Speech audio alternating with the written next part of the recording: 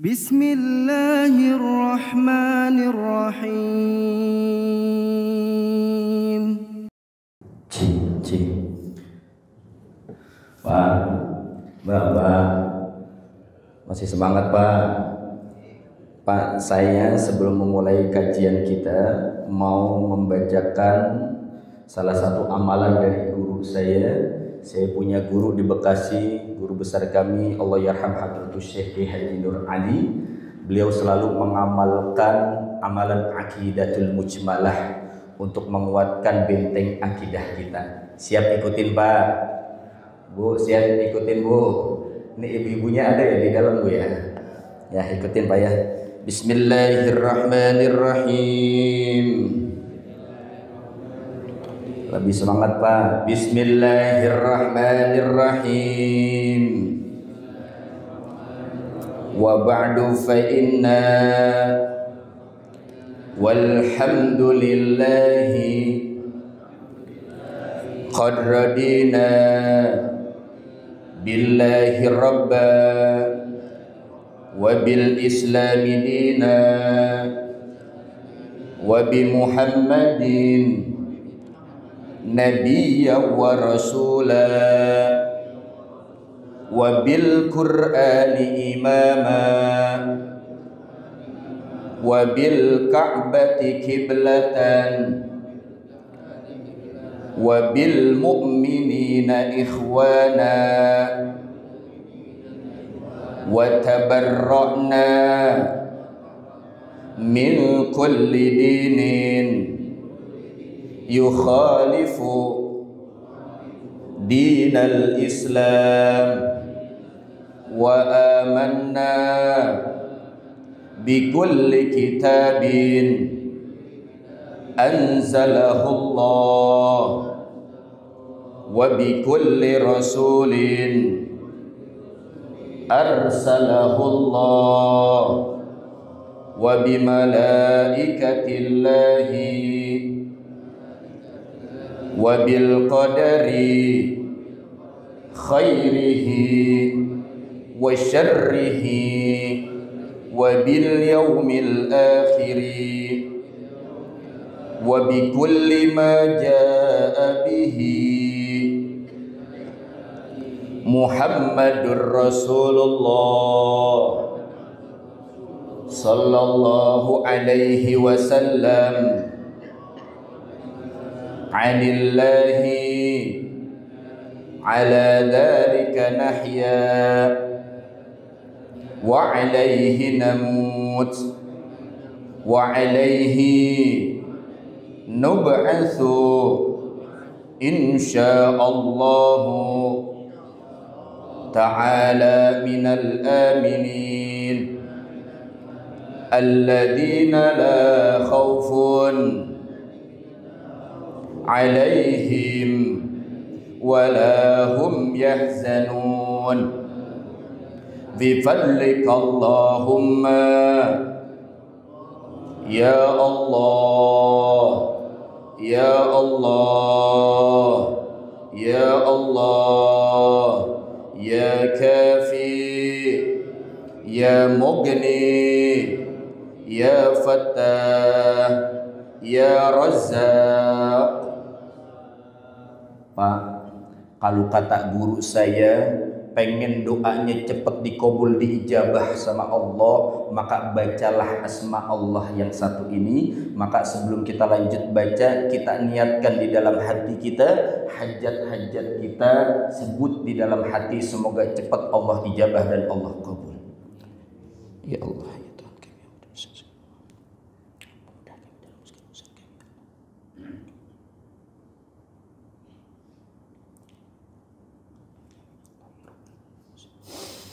Ya Allah, ya kafi, ya mughni, ya fattah, ya razzaq, ya Allah, ya kafi, ya mughni, ya fattah, ya razzaq, ya arhamar rahimin. wa sallallahu ala sayyidina Muhammadin wa ala alihi wa sahbihi ajma'in walhamdulillahi rabbil alamin. Al-Fatihah biniyatil qabul wal usul wa ila hadratir rasul biniyatil madhkur bikiramil Fatihah. A'udzu billahi minasyaitonir rajim. Bismillahirrahmanirrahim. Alhamdulillahi rabbil alamin arrahmanir rahim maliki yaumiddin. Iyyaka na'budu wa iyyaka nasta'in ihdinas siratal mustaqim siratal ladzina an'amta 'alaihim ghairil maghdubi 'alaihim waladdallin. Amin amin ya rabbal. Biar lebih tambah berkah, saya mau ngajak sholawat ya Pak ya. Sholawat sambil tawasul biar semangat, biar gak ngantuk Pak ya. Ikutin bareng-bareng. Allahumma salli wa sallim wa barik alaihi wa ala alihi ya rabbi bil mustafa balligh maqasidana waghfir lana ma madha ya wasi'al karami ya rabbi bil. Ya Allah, ampuni dosa-dosa kami ya Allah, dosa kedua orang tua kami, dosa guru-guru kami ya Allah. Huwal habibul ladzi turja syafa'atuhu bijaihi sayyidina Muhammad. Moga bapak-bapak, ibu-ibu yang hadir pada pagi hari ini Allah ampunin dosa-dosanya. Bihaqqi sayyidina Muhammad, moga Allah kabul segala hajat-hajatnya. Bijaihi sayyidina Muhammad, moga pulang dari sini makin cakep, kita jaga ukhuwah. Bihaqqi sayyidina Muhammad, moga warga jamaah Masjid Al-Hidayah tambah barokah, amin. Wal habibul ladzi turja syafa'atuhu likulli hawli minal akhwali muhtahimi ya rabbi bil balligh maqam waghfir ma madha. Allahumma salli wa sallim wa barik wa ala alihi. Assalamualaikum warahmatullahi wabarakatuh. Jawab salamnya kurang kompak, kurang semangat ya Pak ya. Ngantuk Pak. Pak, kalau saya mau tanya, pagi-pagi kayak gini enakan denger ceramah atau tidur? Saya mau tanya sekali lagi, lebih enak denger ceramah atau tidur Pak? Jawab yang jujur. Ada yang bilang sambil senderan, Ustaz enakan denger ceramah tapi sambil tidur. Astagfirullah. Ya Pak, coba saya mau pantunin dulu Pak ya. Daun salam dipakai buat nyayur. Lah cakep Pak. Moga yang bilang cakep pulang dari sini sendalnya pada cakep. Amin. Ayo Pak ulangnya, daun salam dipakai buat nyayur. Yang masak Bang Oji. Moga yang jawab salam mudah-mudahan panjang umur. Tahun ini pada daftar haji. Pengen berangkat haji Pak. Duitnya punya duit. Insya Allah, moga yang hadir pada hari ini Allah banyakin duitnya, amin.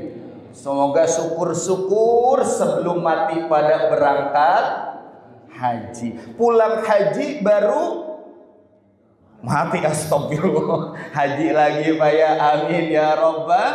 Sekali lagi, assalamualaikum warahmatullahi wabarakatuh.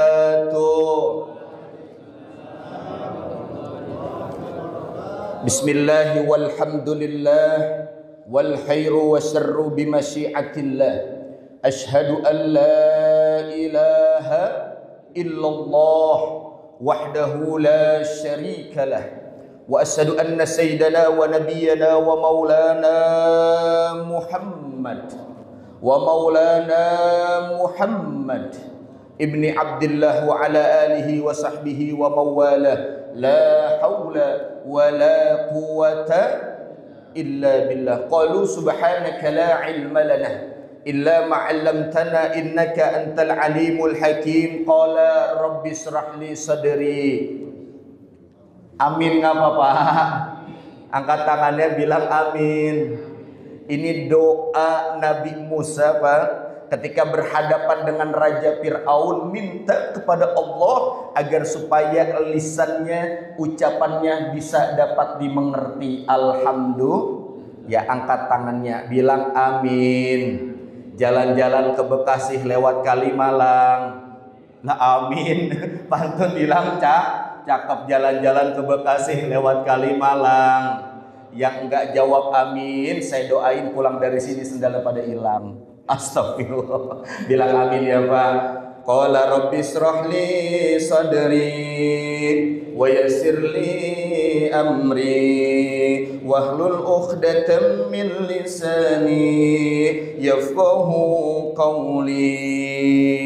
Sadaqallahul aliyyul azim. Ya ilahi anta maqsudi wa ridhaka matlubi a'tini mahabbataka wa ma'rifatak. Salam hormat, salam takdim saya sampaikan kepada yang terkhusus para pengurus DKM Masjid Jami Al-Hidayah, betul Pak ya? Dan seluruh jamaah sholat subuh, baik bapak-bapak maupun ibu-ibu yang tidak saya sebutin namanya atu-atu karena emang nggak ada catatannya Pak. Ya, dan yang terhormat juga para pengurus masjid maupun RT dan RW-nya yang saya belum kenal satu persatu, namun insya Allah tidak mengurangi rasa hormat, takdim serta mahabbah saya kepada bapak ibu jamaah sekalian. Bapak-bapak, gimana kabar, sehat Pak? Alhamdulillah. Syukur alhamdulillah Pak. Saya jujur baru kali ini alhamdulillah bisa silaturahim ke sini. Perjalanan saya menuju tempat ini dari Bekasi lumayan Pak. Alhamdulillahnya ya karena bantuan Google Map sampailah di sini. Karena saya tadi melihat awalnya di depan ada banner tuh peringatan Maulid Masjid Al-Hidayah. Bener ini Pak? Ya, khawatirnya memang sangat banyak nama masjid yang sama. Saya dapat amanah dari pengurus DKM untuk mengisi kajian pada pagi hari ini yang saya ambil tema judulnya yaitu tentang berkah silaturahim. Ada yang bertanya, Ustaz, apa bedanya silaturahim dengan silaturahmi? Ada orang yang menyebut silaturahim, ada juga yang menyebut silaturahmi. Mana yang benar? Dua-duanya benar. Kalau silaturahmi itu bahasa Indonesia, tapi kalau silaturahim itu menggunakan bahasa Arab. Alhamdulillah Pak, kalau kata guru saya di Pondok Pesantren At-Taqwa Kiai Haji Nur Ali, kalau pengen hidup kita berkah, maka duduklah di tempat yang penuh dengan berkah. Kalau pengen hidup kita berkah, duduk kumpullah dengan orang-orang yang mempunyai keberkahan. Nah makanya kita hadir pada pagi hari ini tidak lain tidak bukan ingin menyambung silaturahmi. Agar apa? Agar supaya hidup kita berkah dunia dan akhirat. Insya Allah. Dan berkah dari silaturahim tujuannya apa? Kalau kata guru saya, orang yang datang diduduk di pengajian menyambung silaturahim, yang pertama akan dipanjangkan usianya, alhamdulillah. Yang kedua akan diluaskan rizkinya. Dan juga kalau kata guru saya, siapa orang yang duduk di pengajian bersilaturahim kepada saudara semuslimnya, maka Allah akan hapus segala dosa-dosanya. Alhamdulillah. Makanya kalau kita duduk di pengajian silaturahim seperti ini tidak ada ruginya ya Pak. Cuma memang godaan agak berat Pak ya. Iya, jalan mau ke masjid itu ya Allah, padahal sama masjid nempel. Kadang pikiran kita Pak, Sekarang udah mulai musim hujan. Kadang omongan itu manjur banget Pak.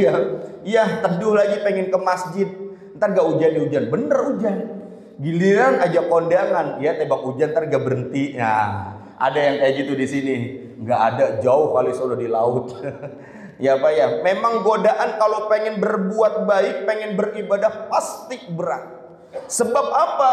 Karena semakin berat ujian kita, maka pahalanya akan semakin banyak, insya.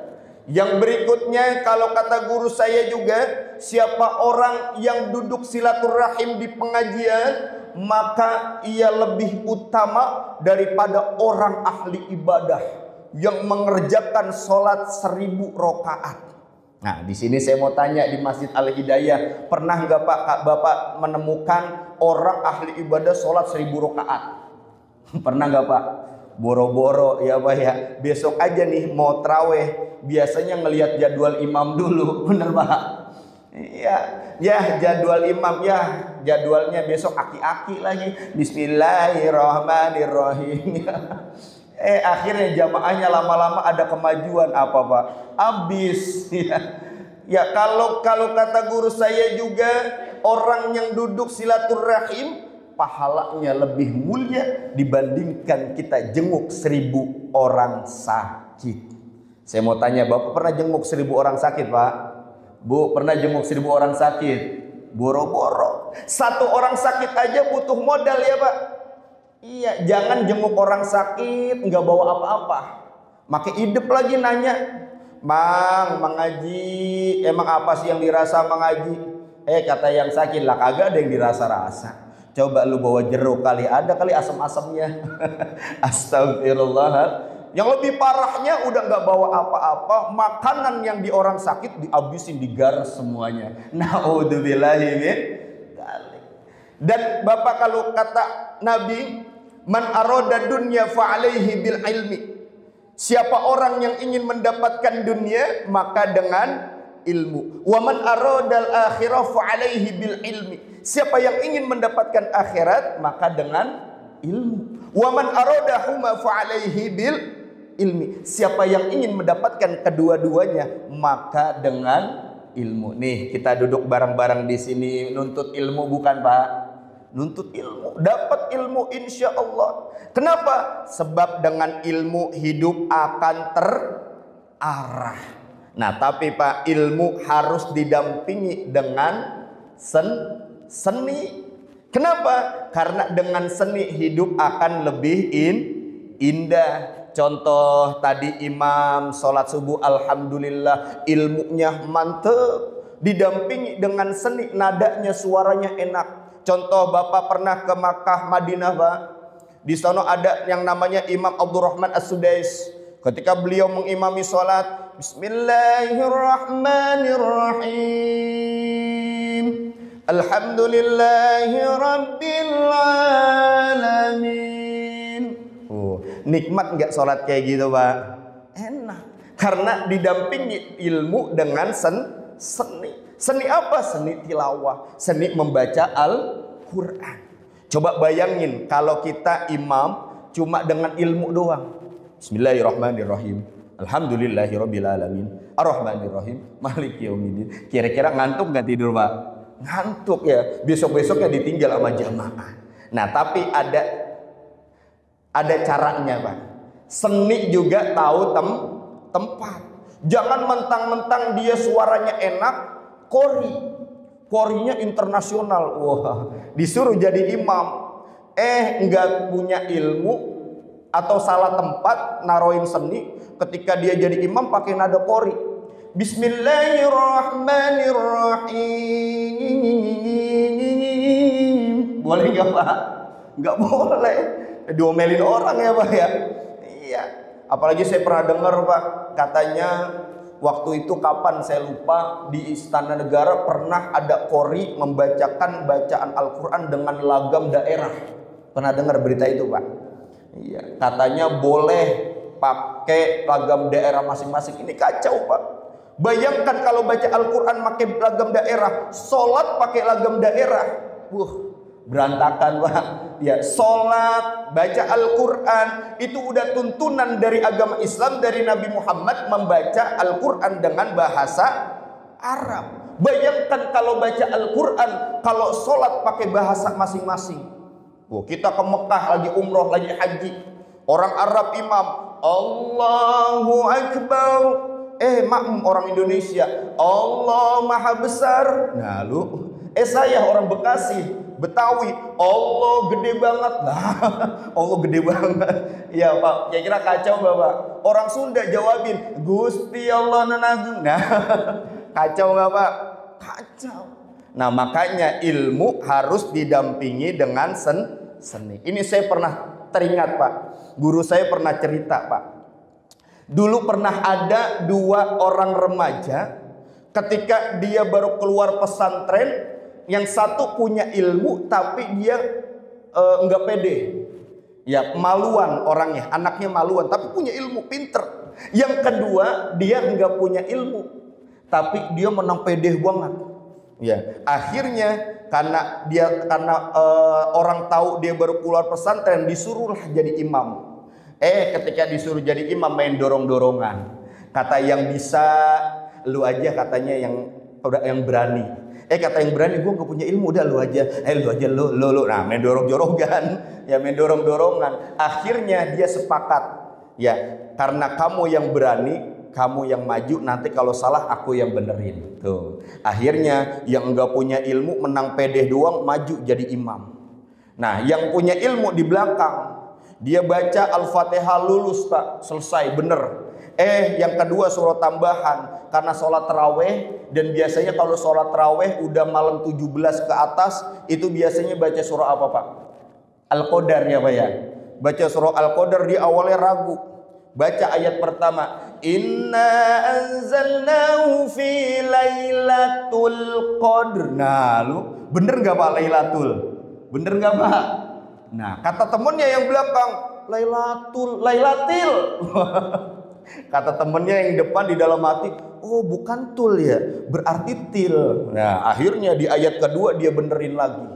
Wa ma adraka ma lailatil qadr. Nah lu yang belakang benerin lagi, Lailatul. Nah lu jadi berantem gara-gara taltil tul.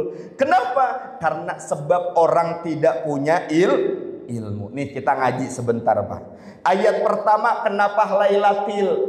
Karena di dalam ayat pertama ada huruf yang disebut dengan huruf jar. Huruf jar majrur fi. Ya, huruf jar itu diantaranya min, ila, an, ala, fi. Maka ketika ada ayat atau kalimat yang terdapat huruf jar, maka kata setelahnya akan berbaris kasroh. Maka dibaca inna anzalnahu fi lailatil qadr. Ayat kedua, wa ma adraka ma lailatul qadr. Ayat kedua tidak ada huruf jar. Maka dibacanya harokatnya domah ayat kedua, tuh bedanya. Ya makanya pentingnya kita ngaji punya ilmu.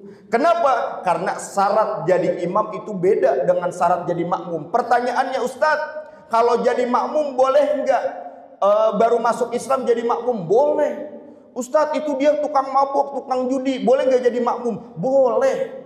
Yang tidak boleh syarat menjadi imam. Syarat jadi imam banyak dah, diantaranya yang fasih bacaannya, yang pinter ilmunya. Nah kalau udah fasih, kalau udah ilmu, nah yang berikutnya yang paling tua yang ada di situ. Yang berikutnya kalau nggak ada juga yang paling lama tinggal di situ. Tuh syarat menjadi imam, nggak sembarangan. Kita tiba-tiba ada orang musafir, ya pakaiannya sorbannya sampai nyingser, ya. Terus tiba-tiba kita lihat, wah ini kayaknya orang kiai banget nih. Oh ya langsung kita suruh jadi imam. Nah itu tidak boleh Pak. Yang paling utama ustadz kiai yang ada di situ dulu. Nah kalau sudah tidak ada dan kalau kita mengenal betul tentang orang itu, barulah kita persilahkan untuk menjadi imam. Kenapa? Karena orang dikatakan musafir di tempat itu kalau dia berada minimal sehari sampai 3 hari. Kalau sudah lebih dari 3 hari, maka statusnya sudah tidak dikatakan musafir. Walaupun ini ikhtilaf, banyak sekali perbedaan pendapat para ulama, tapi lagi-lagi kita ikutin guru-guru kita, insya Allah. Yang berikutnya Pak, saya masih lanjut tentang ilmu dan seni. Bapak, saya mau tanya, Bapak masih ingat perjuangan dulu para wali songo nyebarin agama Islam? Para wali songo dulu nyebarin agama Islam bukan taklim kajian kayak gini Pak. Mereka nyebarin agama Islam dengan apa Pak? Dengan kesenian. Senian apa Pak? Wayang apa? Wayang kulit. Kali ada yang bilang wayang golek lagi. Wayang kulit Pak. Dengan kesenian wayang kulit, para wali songo menceritakan tentang sejarah para sahabat Nabi, menceritakan tentang kisah Rasulullah, dan akhirnya orang-orang Nusantara Indonesia banyak yang tertarik masuk Islam. Alhamdulillah. Nah, itulah syiarnya Islam dengan seni. Makanya Pak, hati-hati dengan kelompok-kelompok yang gampang membid'ah-bid'ahkan. Ya, tentang alat seni, nggak boleh main alat seni, nggak boleh main alat musik. Ya, walaupun lagi-lagi Pak, ini sangat sensitif. Ikhtilaf para ulama berbeda-beda pendapat. Ada yang melarang, ada yang mengharamkan bermain musik. Contohnya seperti hadroh di dalam masjid. Ada juga yang membolehkan. Saya ambil contoh yang membolehkan ketika ada acara Maulid Nabi di Masjid Istiqlal. Ya, itu main hadroh, baca maulid sama di dalam masjid. Dan ada juga yang di luar masjid. Mana yang kita ikuti? Lagi-lagi yang kita ikuti adalah guru kita. Jangan sampai kita cuma ikut-ikut. Bagaimana kita cara mengenalkan guru Pak? Cara mengenalkan guru itu dengan cara duduk bareng sama guru kayak gini Pak. Orang-orang sekarang tuh pada banyak yang pinter tapi keblinger Pak. Kenapa? Sebab orang sekarang itu bilang ngaji itu, Ustadz sekarang udah canggih, cukup buka HP, lihat YouTube. Nah, ini salah. Persepsi yang seperti ini ada kurang tepat. Kenapa? Karena yang namanya ngaji itu harus muhajahah. Apa muhajahah? Bertatap muka. Iya, kalau kita mau cari referensi, mau cari perbedaan pendapat para ulama, boleh melalui YouTube, internet. Tapi kalau kita mau belajar langsung bertemu dengan guru insya Allah. Nah, Bapak Ibu jamaah sekalian, ilmu itu sangat penting Pak. Dan berdakwah juga.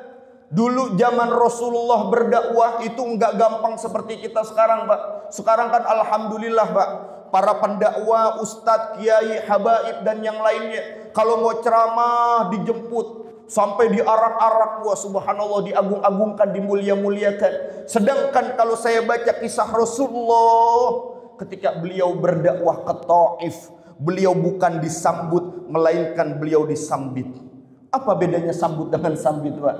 Kalau sambut disambut dengan baik. Tapi kalau disambit di sini sangat menyedihkan Pak. Rasulullah berdakwah ditimpuki, dilempari batu sampai dengan kotoran unta. Sampai bagian tubuh Rasulullah ada yang berdarah Pak. Pada waktu itu malaikat penjaga gunung Taif turun dan marah, murka. Ya Rasulullah, ada yang engkau izinkan aku akan angkat gunung Taif untuk menghancurkan masyarakat Taif yang telah menjolimimu. Tapi apa, Masya Allah, jawaban Rasulullah Pak? Rasulullah tidak marah, Rasulullah tidak murka. Apa yang dikatakan Rasulullah? Tidak, jangan, mereka belum tahu siapa aku. Aku dakwah jangka panjang. Kalau sekarang mereka tidak beriman kepada Allah, aku tunggu anaknya. Kata malaikat, anak gimana orang tuanya? Ya. Terus kata Rasulullah apa? Kalau anaknya juga tidak beriman, aku akan tunggu cucunya. Akhirnya beliau mengangkat tangan, berdoa kepada Allah, ya Allah, aku sadari kelemahan diriku. Aku ikhlas, aku redho engkau aku bawa kemana, aku disiksa, aku dihina, dicaci, dimaki, bahkan lebih dari ini. Aku ikhlas, aku redho, asal engkau tidak marah, tidak murka ya Allah. Ampunilah dosa-dosa mereka yang telah menjolimiku. Subhanallah. subhanallah. Inilah bedanya Rasulullah dengan kita. Hati Rasulullah begitu bersih, Pak. Ya beda dengan kita. Coba bayangin, Pak, assalamualaikum. Assalamualaikum. Beda, Pak, dengan kita. Bayangin kalau kita mau sholat subuh, ada tetangga saudara kita dengki banget sama kita, Pak. Kebetulan rumahnya tingkat, sombong banget, Pak. Ketika kita lagi jalan depan rumahnya, dipanggilin, Udin, diludahin, cueh. Wah, bagaimana respon kita, Pak? Marah nggak, Pak? Wah, jangankan marah, Pak. Lebih marahan kita malah ya, Pak. Datanglah malaikat penjaga apa? Penjaga rumah. Hei Udin, gimana kalau rumahnya gue tebalik ini? Gimana jawaban kita, Pak? Habisin. Tuh orang biasa. Tapi Nabi Muhammad tidak sedikit pun marah, tidak sedikit pun dengki. Makanya Nabi Muhammad dibilang julukannya Raufur Rahim, lemah lembut dan penyayang. Makanya Nabi Muhammad jadikan kita suri tauladan, contoh yang baik untuk kita. Semoga kita dalam menjalankan aktivitas kita tidak luput untuk senantiasa menjaga akhlak kita dalam bergaul kepada saudara kita, tetangga kita. Kenapa, Pak? Sebab Rasulullah diutus ke muka bumi ini yaitu liutammima makarimal akhlak. Beliau diutus ke muka bumi ini untuk menyempurnakan akhlak manusia. Maka dari itu senantiasa kita selalu mengingat Rasulullah dengan cara apa? Dengan cara bersolawat kepada Nabi besar Muhammad sallallahu alaihi wasallam. Semoga kehidupan kita senantiasa diberkahi oleh Allah berkat baginda Nabi besar Muhammad sallallahu alaihi wasallam. Yuk sama-sama kita bareng-bareng bersolawat kepada Nabi Muhammad agar kita mendapatkan syafaat di akhirat. Amin ya rabbal alamin. Sallallahu ala Muhammad sallallahu alaihi wasallam. Sallallahu ala Muhammad sallallahu alaihi wasallam. Yuk lebih semangat. Ya Nabi salam alaika, ya Rasul Allahumma salli wa sallim wa barik alaih, ya Habib salam alaika, salawatullah. Sekali lagi, sallallahu ala Muhammad. Assalatu wassalamu alaika ya Rasulullah. Sallallahu ala Muhammad. Sallallahu Allahumma salli wa sallim wa barik alaih. Sedikit lagi, Pak, 5 menit lagi, Pak, ya. Insya Allah ceramah saya ikan sepat ikan gabus. Ulangi, ikan sepat ikan gabus. Di tengah-tengahnya ada burung pelatuk. Saya ceramahnya sedikit lagi lebih cepat, lebih bagus, karena saya tahu bapak-bapak udah pada ngantuk. Bener, Pak? Tuh kan bener. Ya dikit lagi ya, Pak, ya. Kenapa saya ambil tema pada pagi hari ini berkah silaturahmi, Pak? Silaturahim. Karena ini adalah pertama saya kesini, Pak. Harapannya silaturahim kita ini bukan yang pertama, tapi insya Allah tersambung terus di dunia dan di akhir. Insya Allah kumpul kita hari ini menjadi saksi kumpul kita kembali di surganya Allah Subhanahu. Amin ya Rabbal. Bapak, saya mau tanya, Pak, ini 5 jari kalau muanya megang kompak enggak, Pak? Contoh megang HP, megang apa nih, gelasnya, megang 5 jari bisa enggak, Pak? Bisa. Coba bayangin kalau megang gelas 1 jari pakai jempol doang, jatuh enggak, Pak? Lah jatuh. Nah, kalau saya ambil simbol 5 jari ini adalah simbol masyarakat, Pak. Kalau kita masyarakat kompak, semuanya 5 jari, semuanya pasti bakal hebat, semua pasti bakal bagus. Makanya perkuat silaturahim kita. Yang pertama, jempol simbol pemimpin, Pak. Di wilayah kita pasti adanya pemimpin. Di DKM ada nggak ketua DKM, Pak? Ada. Di warga kita ada nggak ketua RT? Ada. Ada nggak ketua RW? Ada. Makanya kita harus milih pemimpin-pemimpin yang baik, yang memenuhi janji-janjinya. Jangan cuma waktu apa, Pak? Kampanye doang ya, Pak. Giliran udah jadi lupa sama rakyat. Ya, terus lagi banyak yang kita lihat pemimpin banyak yang korupsi. Kenapa? Karena beliau tidak amanah. Makanya sebagai pemimpin harus jujur dan amanah. Dan saya pesan sebagai pemimpin yang kedua adalah harus sabar. Bener gak, Pak? Kalau pemimpin nggak sabar, emosian, marahan, bakal ditinggal sama warganya. Bener, Pak? Iya, makanya pemimpin yang amanah, jujur dan sabar. Saya singkat saja. Yang kedua, jari telunjuk ini simbol orang kaya apa, Pak? Orang kaya. Kita butuh nggak, Pak, di masjid dukungan orang kaya? Butuh. Di masyarakat butuh nggak adanya orang kaya? Butuh. Makanya kalau ada orang yang bilang orang Islam nggak boleh kaya, itu salah. Kenapa? Karena sebab Rasulullah bisa berdakwah, bisa sukses Islam adanya orang kaya. Siapa orang kaya di zaman Nabi, sahabat Nabi? Utsman bin Affan. Beliau adalah orang kaya yang dermawan. Makanya kalau udah jadi orang kaya jangan sombong, Pak. Ini mah, Pak, biasanya ibu-ibu, Pak. Ya, jalan mentang-mentang bini RT romanena kagak mau nepak. Kuntilanak kali. ya makanya, Pak, jadi orang kaya yang dermawan. Yang berikutnya, yang ketiga nih, jari apa, Pak? Ini kalau saya ambil simbol jari tengah ini jari yang paling tinggi. Kenapa saya bilang paling tinggi? Karena ini adalah simbol ulama, simbol kiai, habaib, yang lain-lainnya. Ulama ini harus netral, Pak. Ulama ini harus mempersatukan umat. Jangan ulama memperpecah belah Jangan ulama lagi ceramah malah menjatuhkan umat. Mentang-mentang profesinya tukang es, Pak, dijatuhin. Na'udzubillahi min dzalik. Allah Subhanahu wa taala membuktikan kepada masyarakat Indonesia khususnya, Allah paling mudah memuliakan orang yang dianggap hina dan menghinakan orang yang dianggap mulia. Makanya kalau kita jadi ulama jangan sampai memperpecah belah harus menjadi memperdamaikan umat. Jangan sampai antara pembedaan khilafiyah kita jadi pecah belah. Na'udzubillahi min dzalik. Ya, berikutnya, Pak, nih yang keempat, jari apa, Pak? Jari manis. Nih kalau saya ambil contoh, jari manis ini adalah simbol anak muda, simbol remaja, Pak. Kenapa, Pak, saya bilang simbol anak muda, simbol remaja? Karena masa yang paling indah, masa yang paling manis yaitu masa muda. Hati-hati, Pak, dengan anak muda. Karena besok udah mau tahun baru. Tahun baru malam apa, Pak? Saya aja lupa malam apa.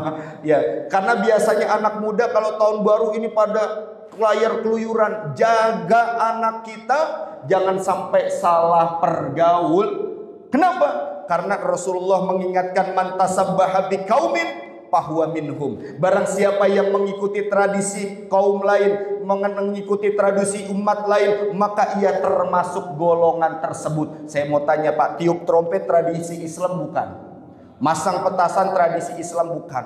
Tradisi Islam yaitu malam tahun baru Hijriah. Makanya nanti kalau malam tahun baru kunci pintu anak-anak kita. Kalau emang dia mau, Pak, saya pengen kayak teman-teman saya, pengen rame bakar-bakar, ya silakan bakar-bakar di rumah dah. Bakar sampah bakar apa ya, bareng sama saudara. Niatinnya apa? Niatinnya buat silaturahim keluar. Jangan sampai niat kita salah. Agar supaya kita tidak masuk golongan orang-orang yang mengikuti kaum Yahudi. Dah, singkat saja. Yang terakhir, jari apa ini, Pak? Jari kelingking. Jari kelingking kalau saya ambil contoh ini simbol wanita. Kenapa simbol wanita? Karena wanita ini the power of emak-emak. Kemana aja ini masuk, Pak. Kemana aja ini bisa. Artinya kita tidak boleh merendahkan wanita. Maaf, Bapak kalau mau ngupil pakai jari mana, Pak? Wah, coba pakai jempol, kagak muat ya. Pakai jari kelingking.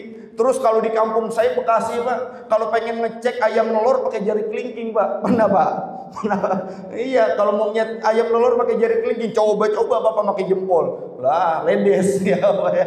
Ya makanya Pak, ini kalau kita bersatu, wanitanya, pemimpinnya, semuanya, masyarakat kita, insya Allah kampung kita, tempat kita pasti berkah. Inilah makna dari tema kita pada pagi hari ini, yaitu berkah silaturahmi. Dah, sebelum saya akhiri, marilah kita beristighfar kepada Allah, kita memohon ampun kepada Allah. Semoga pulang dari sini Allah bersihin segala dosa-dosa kita, kesalahan kita. Semoga Allah kabul segala apa yang menjadi hajat-hajat kita, dan di penghujung tahun 2024 dan masuk tahun baru 2025, semoga Allah jadikan tahun depan tahun yang lebih baik daripada tahun-tahun sebelumnya, dan semoga sisa umur kita senantiasa Allah berikan keberkahan di dunia maupun nanti di akhirat. Amin ya rabbal alamin. Astaghfirullah rabbal baraya,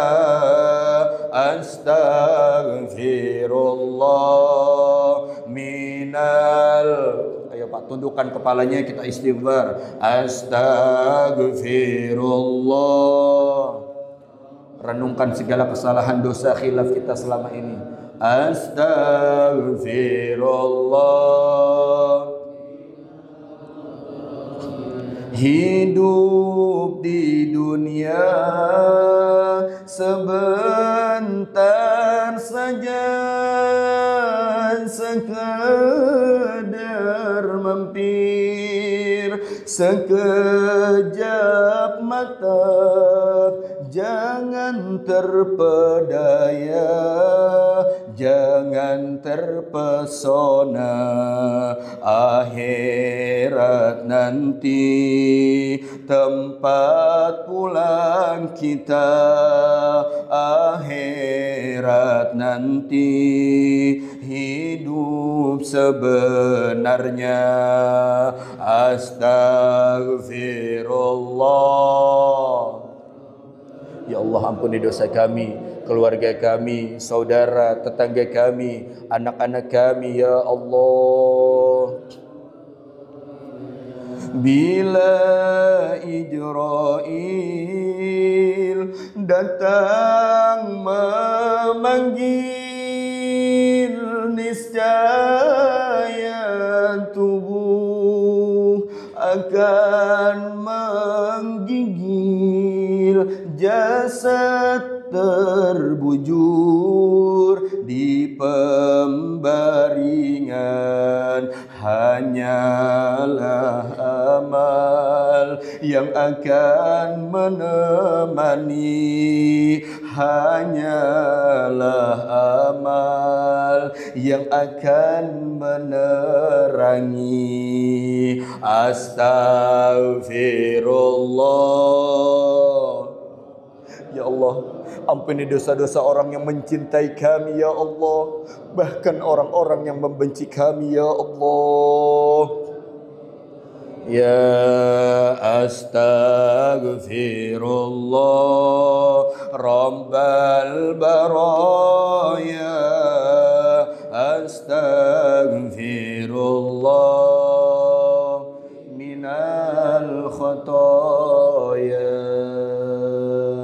Al-Fatihah biniyatil qabul wa usul wa ila hadratir rasul biniyatil madhkur bi kiramil Fatihah. A'udzu billahi minasyaitonir rajim. Bismillahirrahmanirrahim. Alhamdulillahi rabbil alamin. Arrahmanir rahim. Maliki yaumiddin. Iyyaka na'budu wa iyyaka nasta'in. Ihdinas siratal mustaqim. Siratal ladzina an'amta 'alaihim ghairil maghdubi 'alaihim waladdallin. Ighfir lana wa liwalidayna wal muslimin. Amin amin ya rabbal alamin. Dari saya cukup sekian. Gimana Pak? Setelah ini dilanjut. Silakan. Yang disampaikan untuk jemaah, diskusikan atau ada jawab kami silakan. Yang ingin bertanya atau konsultasi dengan Ustaz, silakan. Bapak maupun Ibu, 1-2 pertanyaan. Jika tidak, maka ditutup dengan doa kafaratul majlis. Udah paham semua kayaknya Pak ya. Oh ada. Bismillah. Ayo fadal Pak. Oke, anak mic.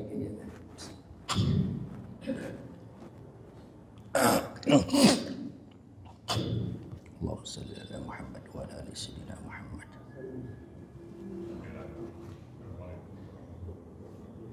Waalaikumsalam warahmatullahi taala wabarakatuh.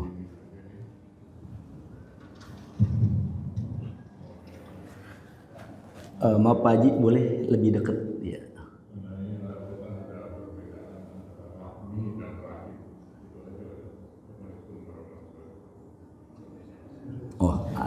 Apakah ada perbedaan antara silaturahmi dengan silaturahim? Baik Bapak-bapak jamaah. Rahim dengan? Oh gitu ya. Silaturahim. Kalau dalam menurut kamus bahasa Arab, silaturahim itu ada dua kata yang menjadi satu, Pak. Sila itu dalam bahasa Arab sola yasilu, artinya tersambung, menyambungkan. Rahim itu kalau kita ambil di dalam rahim kandungan ibu kita, artinya menyambung persaudaraan antara umat muslim, antara saudara kita, baik saudara seagama maupun saudara sebangsa dan negara. Nah, makanya di dalam Islam ada istilahnya ukhuwah islamiyah, ada istilahnya ukhuwah watoniyah. Jadi menyambung silaturahim sesama Islam maupun sesama sebangsa dan negara. Mungkin itu aja, Pak. Gimana, Pak? Alhamdulillah. Baik, silakan. Assalamualaikum warahmatullahi wabarakatuh. Waalaikumsalam warahmatullahi taala wabarakatuh. Adakah syarat yang diperbolehkan dalam agama Islam untuk memutuskan tali silaturahim dengan seseorang, terutama dia juga termasuk saudara kita atau orang yang sangat. Waalaikumsalam warahmatullahi wabarakatuh. Singkat saja Pak ya, karena waktu kita sangat sedikit. Adakah syarat yang dibolehkan mungkin Pak ya tadi untuk kita memutuskan silaturahim kepada saudara kita? Kalau dalam Islam saya ingat kata guru saya, siapa orang yang memutuskan silaturahim maka akan terputus semuanya. Kenapa? Karena hak seorang muslim kepada muslim yang lain diantaranya sampai mereka mati pun, sampai mereka takziah pun, sampai mereka mau sholat pun, wajib kita sesama muslim harus mensolatkan. Bahkan kita mengantarkan ke kuburan. Contoh Pak, kita romanana kesel, gedeg banget, benci banget Pak sama saudara kita. Ya, ini kalau ngomongin tentang benci hati Pak, ini kalau ngomongin hati, ini ada namanya penyakit al-ghillu wal hasad. Gampang sakit hati, mudah tersinggung. Ini saya pernah baca di dalam buku karangan Al-Imam Hasan Al-Basri, kalau nggak salah, beliau bertanya, apakah orang muslim punya perasaan benci sama saudaranya? Terus beliau menjawab, pernahkah kamu mendengar kisah tentang Nabi Yusuf dan para saudara-saudaranya? Nabi Yusuf punya saudara sama-sama orang Islam Pak, tapi saudara-saudaranya benci banget sama Nabi Yusuf, padahal sama-sama sampai-sampai mereka berencana untuk membunuh saudaranya. Nah makanya sampai sekarang pun pasti Pak ada aja orang yang bermusuhan atau tidak akur sama saudaranya. Kenapa? Karena memang udah dari zaman dulunya Pak. Cuma kata Al-Imam Hasan Al-Basri, selama kebencian kamu kepada saudaramu tidak kamu utarakan baik secara lisan maupun perbuatan, maka itu tidak akan membahayakanmu. Artinya kalau kita benci sama orang, cukup dalam hati kita aja Pak. Jangan pakai kita menunjukkan kalau kita kesel gedeg sama itu orang. Jangan Pak ya. Kenapa? Karena tidak ada sedikit pun yang membolehkan untuk kita orang Islam memutuskan silaturahmi. Ya, intinya tadi yang saya sudah sampaikan, Rasulullah itu innamal bu'istu liutammima makarimal akhlak, yaitu memperbaiki akhlak. Dengan cara apa? Dengan membersihkan hati kita, yaitu tazkiyatun nafs, membersihkan diri, ibda binafsi, mulai dari diri kita. Insya Allah, kira-kira begitu. Ya, cukup Pak? Alhamdulillah. Baik, silakan. Oke, ya cukup ya Pak ya. Tutup doa bagaimana? Ya, baik Pak ya, dah biar supaya memberkahi pengajian kita pada pagi hari ini, marilah kita tutup dengan doa. Semoga pulang dari sini Allah berikan kita keselamatan sampai ke rumah kita nanti. Amin ya rabbal alamin. Astaghfirullahaladzim, astaghfirullahaladzim, astaghfirullahaladzim. Ilahiyal karim, antal karim. Allahumma salli ala sayyidina Muhammadin fil awwalin wal akhirin. Wa sallim radhiyallahu tabaraka wa ta'ala an kulli sahabati rasulillahi ajma'in. Bismillahirrahmanirrahim. Hamdan syakirin, hamdan na'imin, hamdan yuafi ni'am نعمه يكافي نقامه يكافي مجيده يا ربنا لك الحمد ولك الملك ولك الشكر كما ينبغي لجلال وجهك الكريم ولعظيم سلطانك اللهم صل على سيدنا محمد وعلى آل سيدنا محمد صلاة تنجنا بها من جميع الأحوال والآفات وتقضي لنا بها جميع الحاجات وتطهرنا بها من جميع السيئات وترفعنا بها عندك على الدرجات وتبلغنا بها أقصى الغايات من جميع الخيرات في الحياة وبعد الممات إنه سميع قريب مجيب الدعوات ويا قاضي الحاجات ويكافئ المحمات اللهم افتح لنا ولأبواب الخير وأبواب النعمة وأبواب البركة وأبواب السلامة وأبواب المغفرة وأبواب الجنة برحمتك يا أرحم الراحمين اللهم إنا نسألك سلامة في الدين وعافية في الجسد وزيادة في العلم وبركة في الرزق وتوبة قبل الموت ورحمة عند الموت ومغفرة بعد الموت اللهم هون علينا يا الله في سكرات الموت والنجاة من النار والعفو عند الحساب ربنا لا تزغ قلوبنا بعد إذ هديتنا وهب لنا من لدنك رحمة إنك أنت الوهاب ربنا آتنا في الدنيا حسنة وفي الآخرة حسنة وقنا عذاب النار رب دعواهم بها سبحانك اللهم وتحياتهم بها سلام وآخر دعواهم أن الحمد لله رب العالمين العفو منكم والله موافق إلى أقوام الطريق هدانا الله وإياكم أجمعين السلام عليكم ورحمة الله تعالى وبركاته فبأي آلاء ربكما تكذبان